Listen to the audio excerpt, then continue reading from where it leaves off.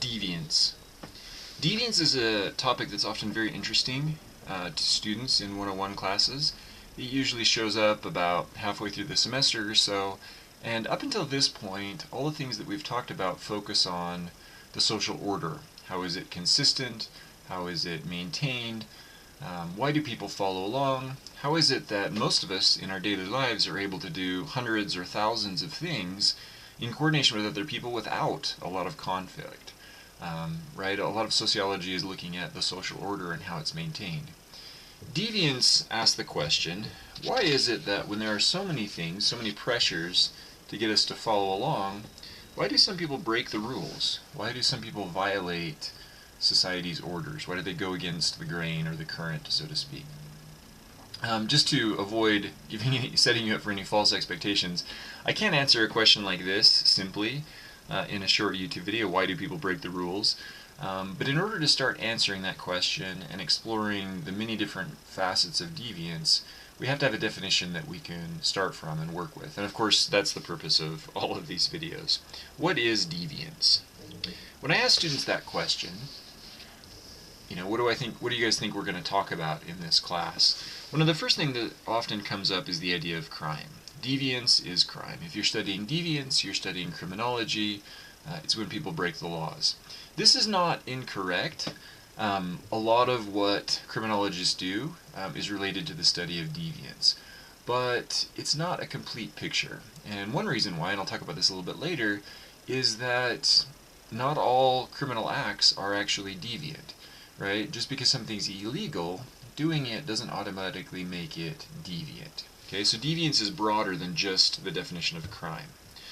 Another thing that students will often bring up when we talk about this is the idea of things that are bad or wrong. If you're religious, you might say these things are sinful. If you're a secular humanist, you might say these are things that are unethical or cause harm to other people. Most humans, I think all humans, have some sense of right and wrong.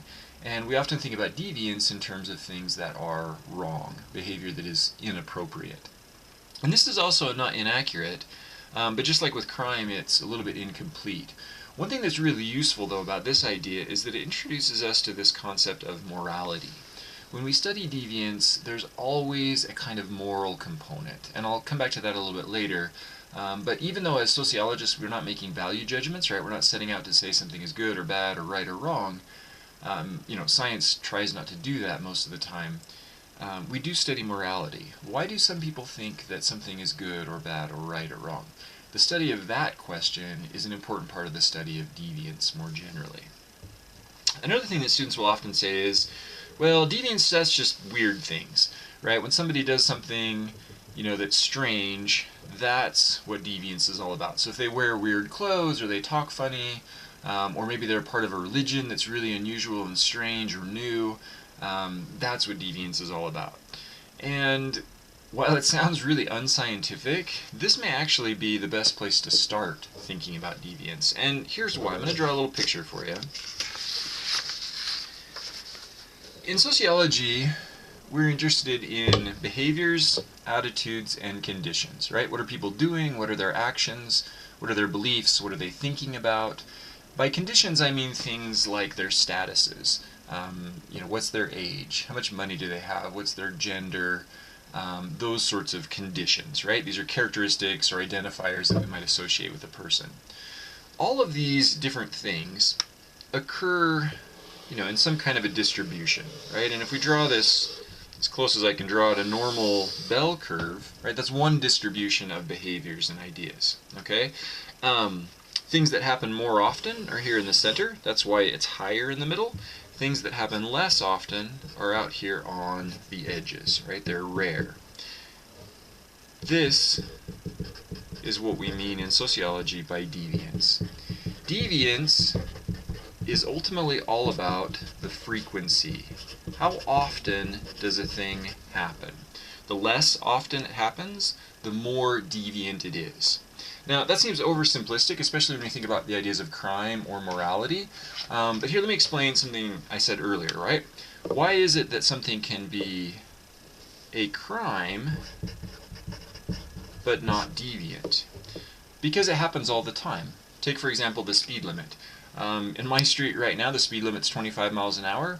Everyone driving on that street is driving 30 miles an hour or faster, right? It's illegal, but it's not deviant because everyone does it. Even the police do it, right? So again, just because it's criminal doesn't mean it's deviant and vice versa. And that often is important in the dynamics that deviant scholars and criminologists are studying. I mentioned morality as an important component of deviance. Why is it that we feel like things are right or wrong? Well, it goes back to frequency. When things happen a lot, they come to feel normal to us. And that makes us feel comfortable, right? Our brains get used to things that happen a lot, and that makes us feel comfortable, it makes us feel safe. The longer something is normal, the more powerfully it develops a kind of moral halo, right? Things that are normal, that are comfortable, that happen all the time, that we're used to, come to feel right. And so when someone does something that's deviant, it's not just weird or unusual, it actually itches. It makes us feel uncomfortable, and therefore we're likely to assign a moral or an immoral value to it. It's not just deviant, it's not just weird, it's wrong, right? This is obviously the beginning of a much larger and more complicated conversation, but again, morality is an important part of deviance. What is deviance, ultimately? It really just comes down, or it begins with, frequency. So just to summarize, right? What is deviance? It's all about the frequency. How often do things happen? One last idea I want to leave you with here. Well, I guess maybe second to last. There's a moral component as well, but society responds to all deviance similarly, on average, right? If you do something that's really, really good, but it's unusual, society is going to respond to you in a very similar way as if you're doing something really, really bad, if it's unusual, okay? So when we look at social pressures, when we look at how the social order is maintained, deviance and thinking about how society responds to deviance is a really important part of that discussion. And then, of course, last but not least, there's a moral component to deviant behavior. Right? What is deviance? It's about frequency, it's about societal response, and it's about morality. These are the fundamental ideas that lead to all the other things we might talk about when we're talking about deviant behavior. Thanks for watching.